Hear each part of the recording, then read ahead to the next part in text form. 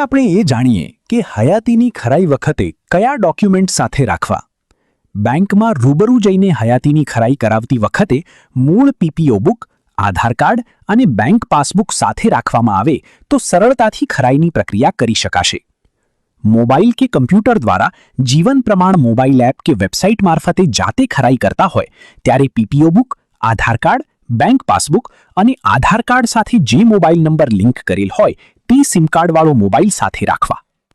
India post payment bank મારફત ઘેર બેઠા ખરાઈ કરાવવી હોય તો પોસ્ટમેન ઘરે આવે ત્યારે કયા ડોક્યુમેન્ટ્સ તૈયાર રાખવા જોઈએ?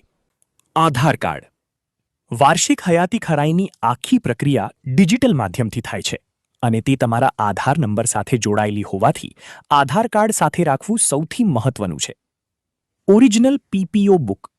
પોસ્ટમેને સિસ્ટમમાં તમારો પીપીઓ નંબર એન્ટર કરવાનો હોય છે.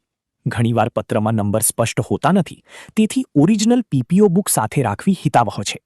જો બુક ન હોય તો પેન્શન અધિકૃતિની જાણ કરતો પત્ર એટલે કે ફોર્મ નંબર 10 જેમાં પીપીઓ નંબર સ્પષ્ટ રીતે વાંચી શકાય તે પણ ચાલશે.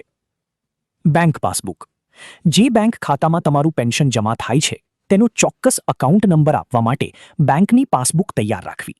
હાથે લખેલા નંબરમાં ભૂલ થવાની શક્યતા રહે છે, તેથી પાસબુક હોય તે સારું રહેશે. Mobile phone. જે તિજોરી, કચેરી કે આધાર સાથે લિંક હોય તેવો રજિસ્ટર્ડ મોબાઈલ નંબરવાળો ફોન સાથે રાખવો, કારણ કે પ્રક્રિયા પૂર્ણ થયા પછી તેના પર કન્ફર્મેશન મેસેજ આવે છે. પેન્શનરની રૂબરૂ હાજરી. આ પ્રક્રિયામાં આંગળાના નિશાન અથવા આંખની કીકી સ્કેન કરીને બાયોમેટ્રિક ખરાઈ કરવાની હોવાથી પેન્શનરે પોતે ત્યાં હાજર રહેવું અનિવાર્ય છે.